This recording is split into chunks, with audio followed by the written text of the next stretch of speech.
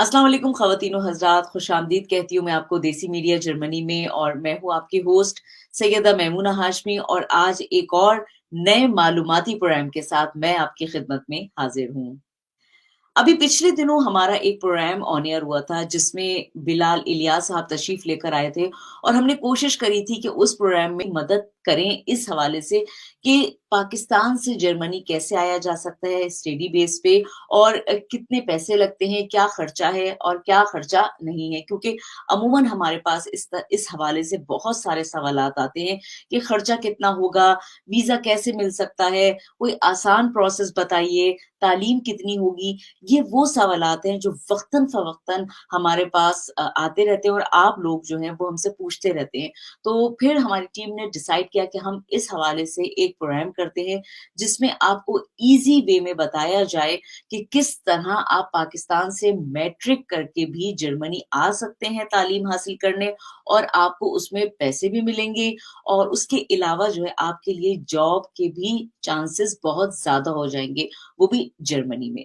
तो आउसबिल्डिंग एक ऐसी तालीम है जिसके लिए आप जो है वो पाकिस्तान से, इंडिया से, बांग्लादेश से यहाँ पर आ सकते हैं। मगर कितनी तालीम उसके लिए होनी चाहिए? क्या जर्मन लैंग्वेज ज़रूरी है?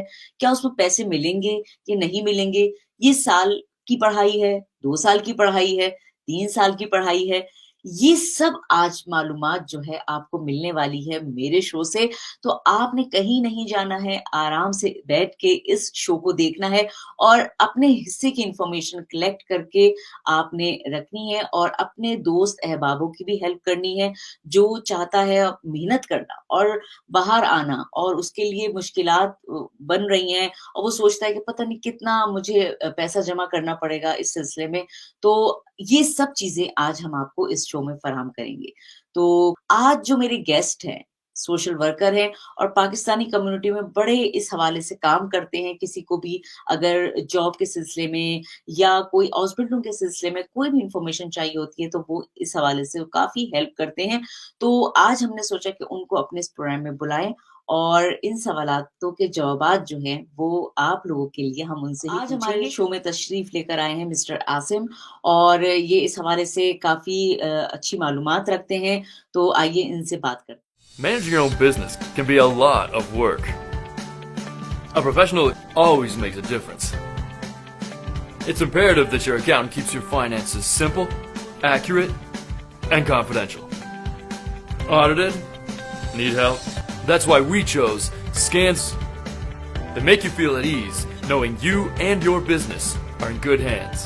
Scans, team of professionals. अस्सलाम वालेकुम असीम, कैसे हैं आप? ठीक-ठाक हैं? सबसे पहले तो मैं आपका शुक्रिया अदा करूँगी कि आपने हमारे इस शो के लिए टाइम निकाला है और अपनी कम्युनिटी के लिए टाइम निकाला। वालेकुम सलाम मिस मोना बहुत शुक्रिया आपने मुझे अपने शो में दावत दी और मैं आपके शो में आया तो इंशाल्लाह इस पे उम्मीद है कि जो हमारी डिस्कस चलेगी काफ़ी मुफीद होगी और हर लोगों के लिए ऐसी मुफीद होगी कि उनको वाकई अच्छा ही लगेगा। तो अभी आपने जो टॉपिक सेलेक्ट किया हुआ है ना ये उनसे बहुत ही यानी कि हम कह सकते हैं कि पीक लेवल पे चल रहा है अभी और काफ़ी उरूज पे ये सवाल ये टॉपिक चल रहा है आजकल का जो यानी माहौल जो चल रहा है जो दौर चल रहा है ना इसमें वर्क से रिलेटेड और स्टडी से रिलेटेड ये दोनों चीज़ें इंक्लूड हैं इन चीज़ में दरअसल। आप इसमें स्टडी भी कर रही हैं और वर्क भी आपका साथ-साथ चल रहा है। तो ये आजकल बहुत यानी कि फ़ास्ट चल रहा है ये टॉपिक और तकरीबन इसके लिए लोगों को कहीं से मुफ़ीद मालूमात नहीं मिल रही, वो सारी मिक्स करके ना आगे-पीछे शेयर कर रहे होते हैं। तो ये है इसका। बिल्कुल।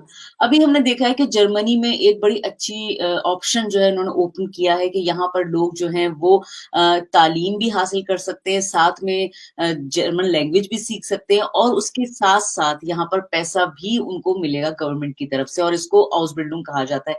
ये 3 साल का ये शायद कोर्स है। दरअसल अभी लोगों को अभी पता चलना शुरू हुई है और मैं ये चीज़ पिछले सन 2018 तकरीबन 5 साल पहले से बोल चुका हूँ, बता भी चुका हूँ लोगों को कि ये चीज़ है, ये चीज़ ऐसी होगी और इस लेवल पर होगी। तो पिछले 2 साल से अब लोगों को तकरीबन इसकी थोड़ी नो हाउ शुरू हुई है।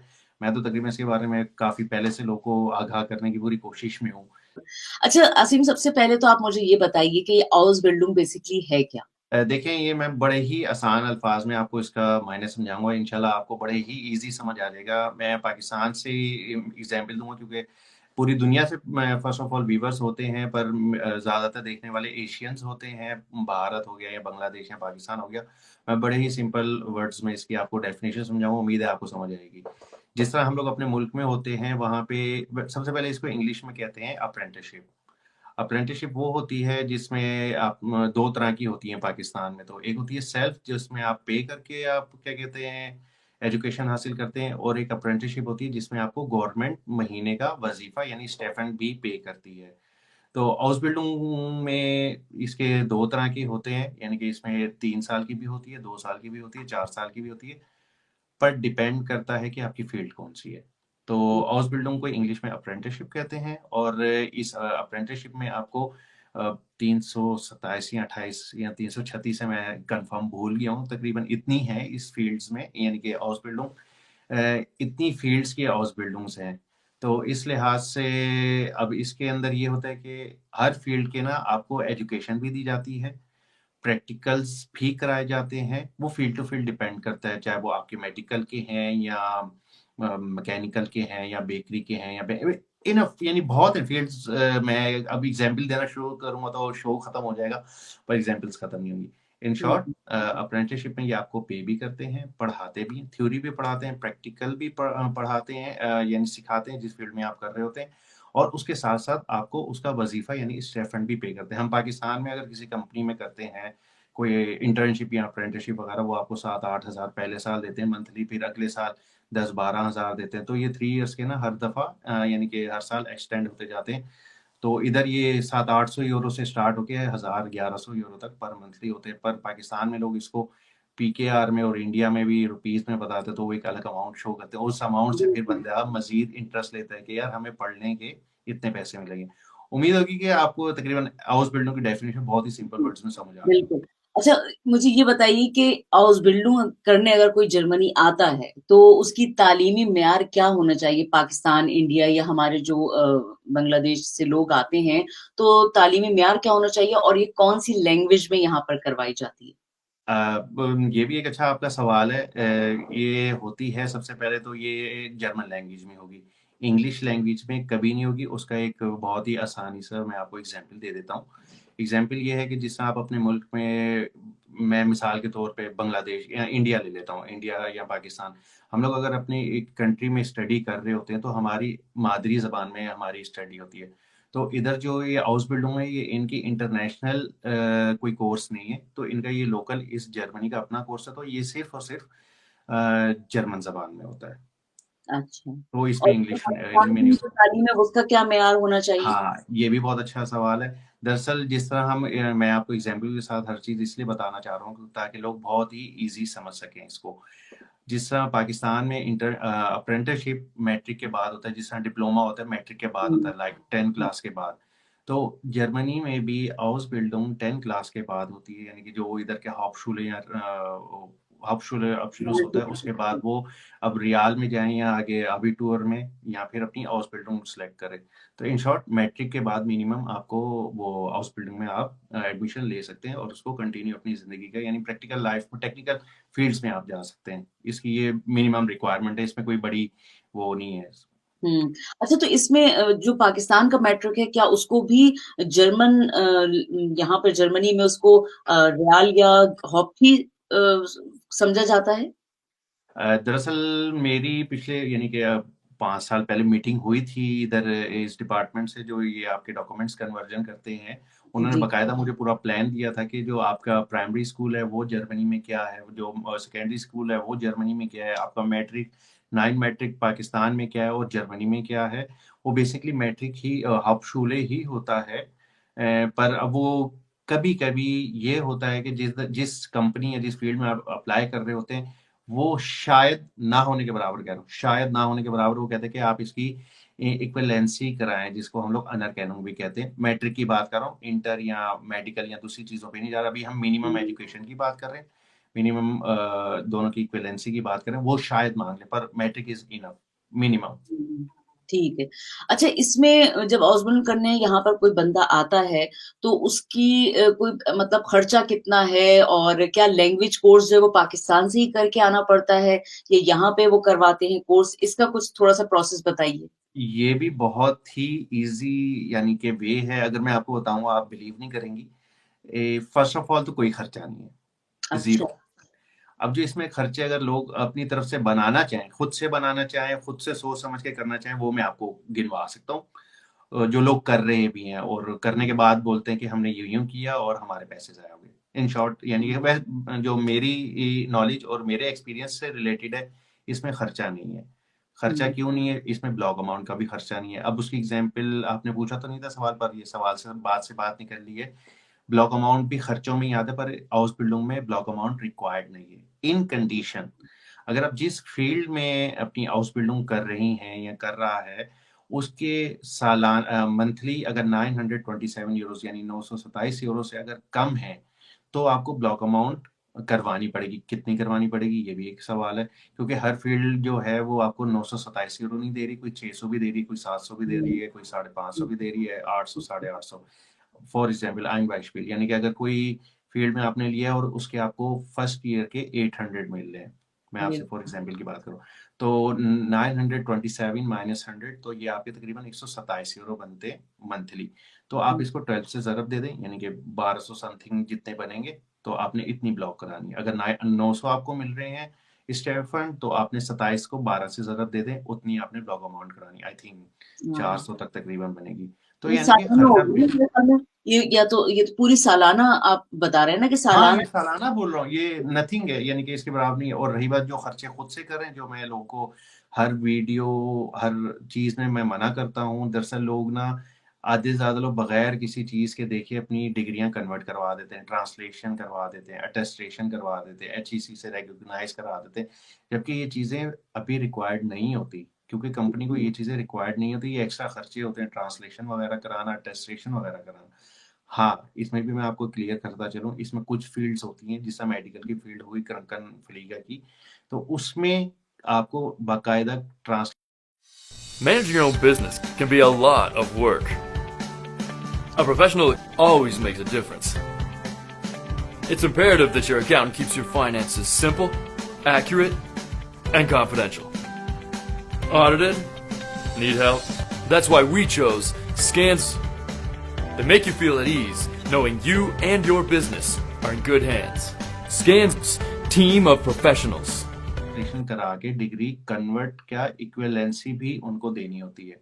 तो ये भी हुँ, डिपेंड करता है कि आपकी फ़ील्ड कौन-सी है, ये बहुत बड़ा मैटर करता है आपके प्रिपरेशन ऑफ डॉक्यूमेंट्स के लिए कि आपको क्या चीज़ किस वक़्त काम आनी है और क्या चीज़ ज़रूरी है या नहीं। ये नहीं कि आपने किसी फॉर एग्ज़ाम्पल बैंकिंग के लिए करना है, तो आपने इधर से डिग्रियाँ कन्वर्ट करा के भेज दी, जी मेरा एडमिशन हो गया, ऐसा नहीं है, ये फ़ज़ूल खर्चे होते हैं। हुँ, मैं हर हुँ, किसी को मना करता हूँ। हाँ, अगर आपको लगता है कि ये ज़रूरी है, अगर आपको आर्बाइटगेबर यानी कि जो आपको कॉन्ट्रैक्ट दे रहा है, जिस कंपनी में आपकी एजुकेशन स्टार्ट हो रही है, अगर वो कहे देन कराएँ, अदरवाइज़ ये रिक्वायरमेंट नहीं है, खर्चे-वर्चे ये हुँ। फ़ज़ूल के लोग करते हैं।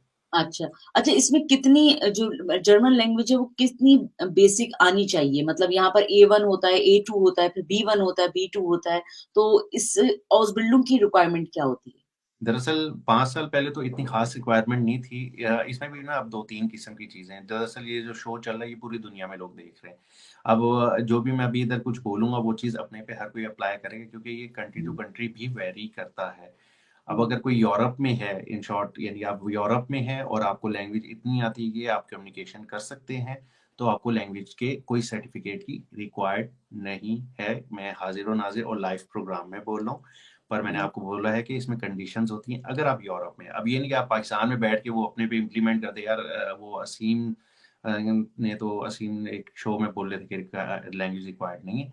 मैं दोबारा बोल रहा हूँ, लैंग्वेज रिक्वायर्ड उतनी है कि आप कम्युनिकेशन कर सकें और आप अपनी स्टडी कर सकें, बशर्त ये कि अगर आप यूरोप में हैं तो, जर्मनी में हैं तो आपको लैंग्वेज इतनी रिक्वायर्ड है कि आप हर चीज़ अंडरस्टैंड कर सकें। और अगर अब बात चलिए पाकिस्तान दरअसल इंटरनेशनल की चल रही है, तो मैं वो भी थोड़ा क्लियर करता चलूँ, में क्योंकि ज़्यादातर लोग बांग्लादेश, पाकिस्तान, इंडिया और दूसरी जगहों से अप्लाई करेंगे। तो बेसिकली आप लोग को मिनिमम B1 करना ज़रूरी है, क्योंकि हुँ, आप उधर से इसके 2 फ़ायदे हैं।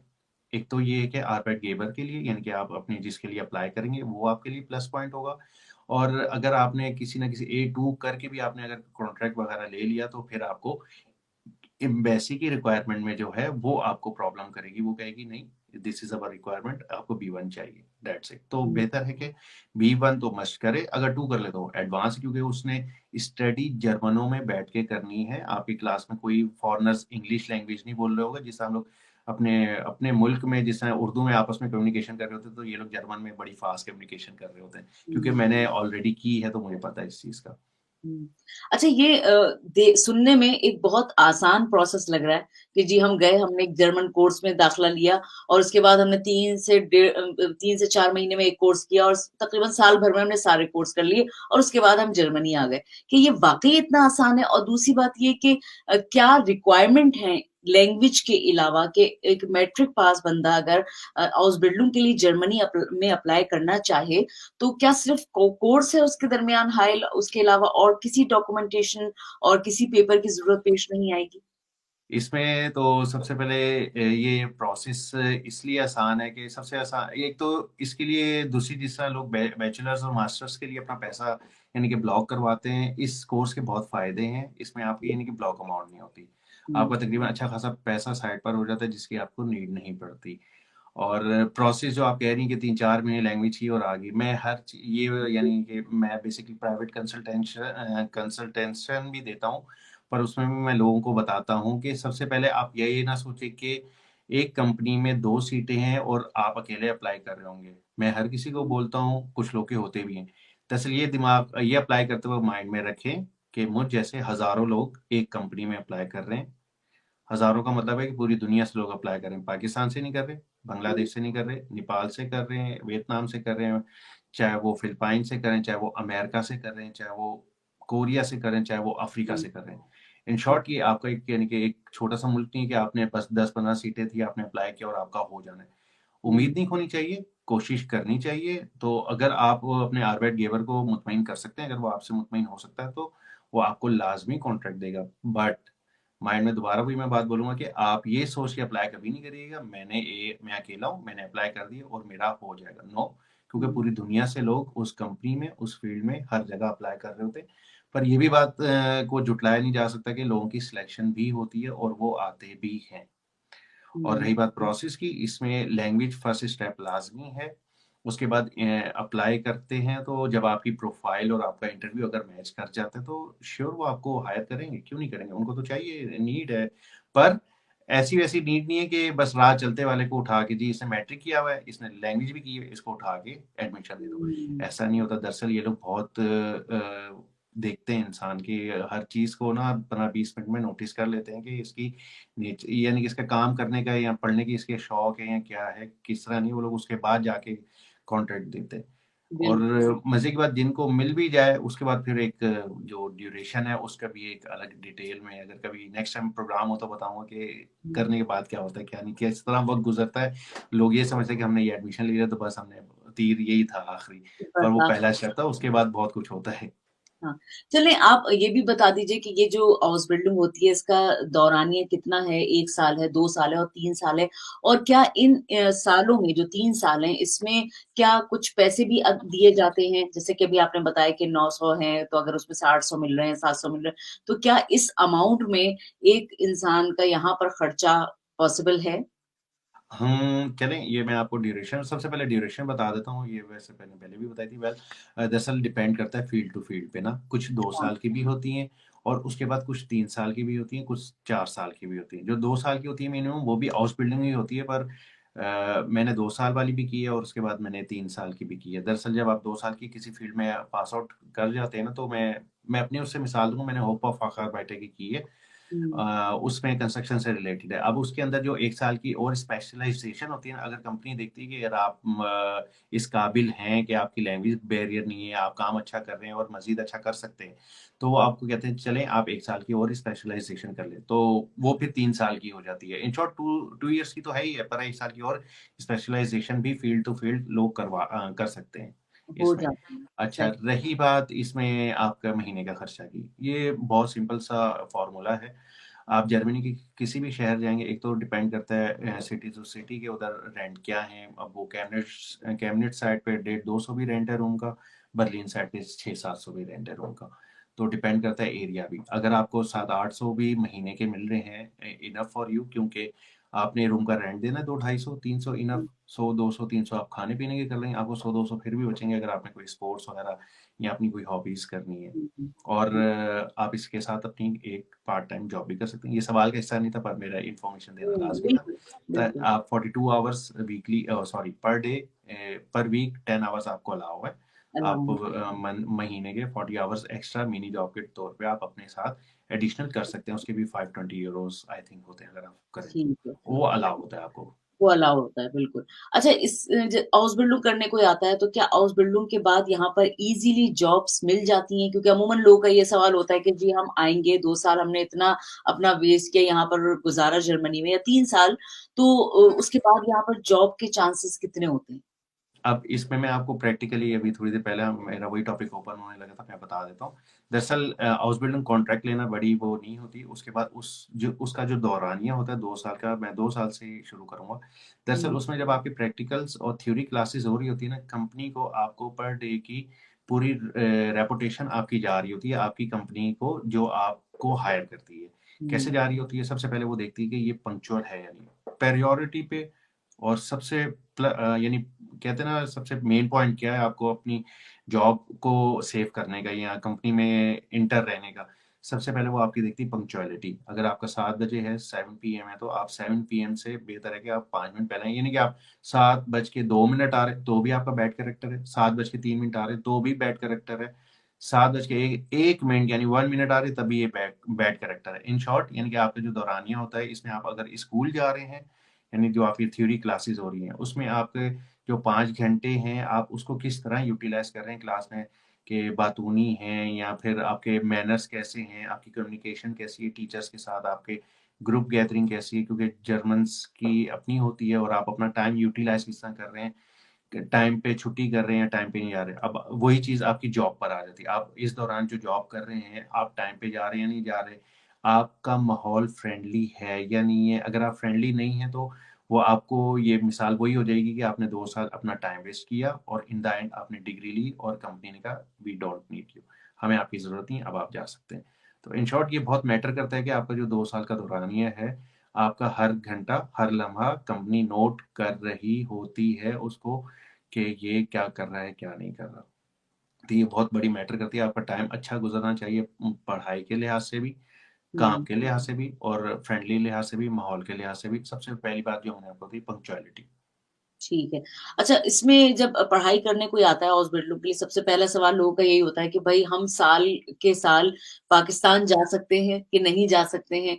क्या इसमें ये पॉसिबिलिटी होती है? ज़ाहिर है आपको वीज़ा मिला होता है, आप लीगल वे में आ रहे होते ये हैं। भी ये भी बहुत अच्छा आपका सवाल है। ये मुझे, यानी कभी कभी लोग ऐसे समझते हैं कि हमने अगर हाउस बिल्डिंग ले लिए, स्टार्ट कर लिए, तो हम 3 साल के लिए फंस गए, हम कहीं जा ही नहीं सकते। हाँ, हाँ। Basically you are legal and आप लोग के पास सबके पास 30 डेज पेड हॉलीडेज होती हैं, यानी कि आपको वो पेड होती हैं।